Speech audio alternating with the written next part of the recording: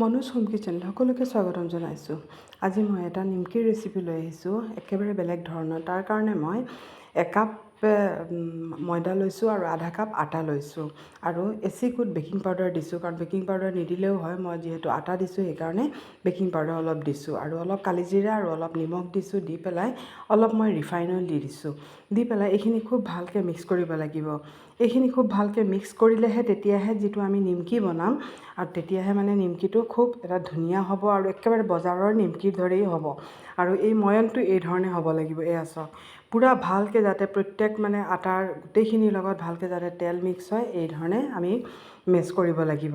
আৰু এতিয়া এইখিনি মই অলপ অলপ পানী দিব দেই, বেছি পানী নিদিব, অলপ অলপ, কাৰণ যিহেতু তেল আছে সেইকাৰণে অলপ অলপ পানী দি পেলাই মই এইখিনি ভালকৈ মঠি ল'ম। আৰু ড'টো অলপ টাইট হ'ব লাগিব। এয়া চাওক, ড'টো কিন্তু মোৰ অলপ টাইট হৈ আছে। আৰু এতিয়া মই 20 মিনিটৰ কাৰণে এইটো ঢাকি পেলাই থৈ দিম। আৰু এতিয়া মই এটা বাতিত তেল লৈছোঁ আৰু অলপ মই ময়দা লৈছোঁ। লৈ পেলাই মই এই ধৰণে এটা পেষ্ট এটা বনাই ল'ম। আৰু এয়া চাওক, এই ধৰণে মই এটা পেষ্ট বনাই লৈছোঁ। আৰু অলপ পানী পানী যেন লাগিলে সেইকাৰণে মই আৰু অলপ ময়দা মিক্স কৰি দিছোঁ। আৰু এই ধৰণে পূৰা ভালকৈ মিলাই ল'ব।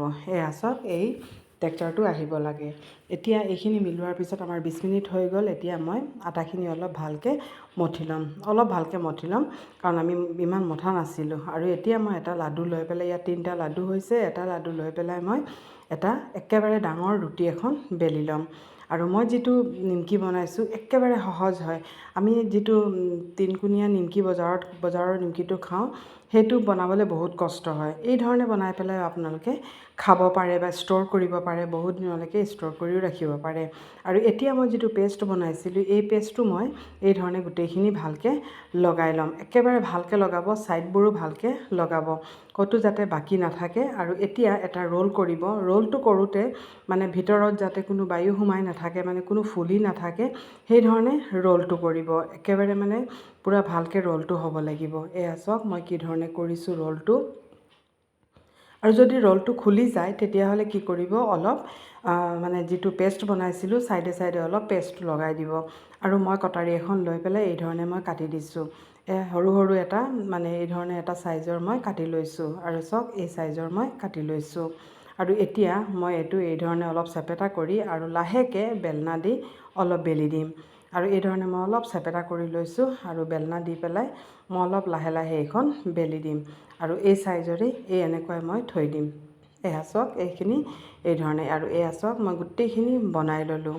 এতিয়া মই তেলটো গৰম কৰি ল'ম। তেলটো প্ৰথমতে পূৰা গৰম কৰি ল'ব লাগিব। আমাৰ তেলটো পূৰা গৰম হোৱা নাই, তাৰ মানে আৰু অলপ গৰম হ'ব লাগিব, মানে দিওঁতে উঠি যাব লাগিব। আৰু তাৰপিছত দিয়াৰ লগে লগে পিছত আকৌ কি কৰিব, গেছটো অলপ কমাই দিব।